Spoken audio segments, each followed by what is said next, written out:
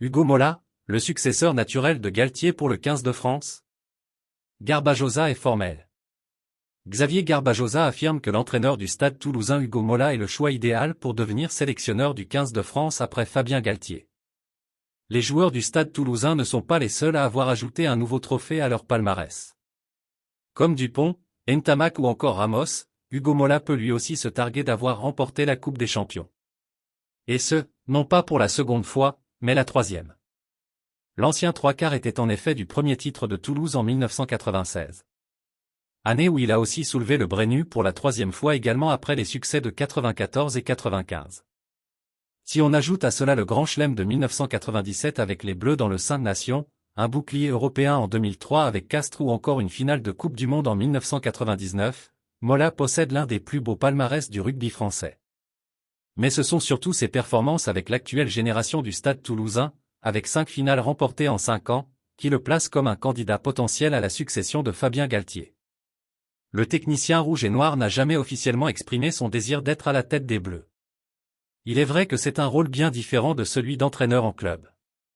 Un sélectionneur n'est au contact de ses joueurs que quelques semaines par an là où un coach passe presque toute l'année à leur côté. Néanmoins, c'est un costume qui pourrait lui aller comme un gant. D'autant que, le hasard faisant bien les choses, il n'a prolongé son contrat que jusqu'en 2027. Soit la même année que la prochaine Coupe du Monde. Laquelle marquera normalement la fin de l'aventure de Fabien Galtier à la tête de l'équipe de France.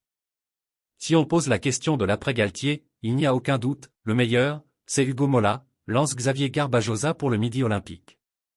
Pour moi, ce serait naturel qu'il soit le prochain sélectionneur. Mais en a-t-il l'envie et est-ce un objectif prioritaire pour lui? Il est le seul à détenir la réponse. S'il a peut-être déjà pensé à ce poste, les performances de ses ouailles et le potentiel de cette génération font qu'il pourrait hésiter si d'aventure on lui proposait le rôle dans quelques années. Au sortir de la victoire aux dépens du Leinster, Romain Ntamak estimait que ce groupe pouvait encore gagner 4 Champions Cup et 6 boucliers de Brennus, pour reprendre ses propos. L'ouvreur tricolore confiait à ce titre que Mola saurait trouver les mots et le moyen de venir nous titiller pour qu'on se dépasse. Il est doué pour toujours dénicher les bons mots afin de nous pousser dans nos retranchements. À l'instar de ses joueurs, il ne semble donc pas encore rassasié avec le Stade toulousain. Ce qui pourrait faire pencher la balance, c'est une potentielle montée en grade de son président Didier Lacroix dans les hautes sphères du rugby français.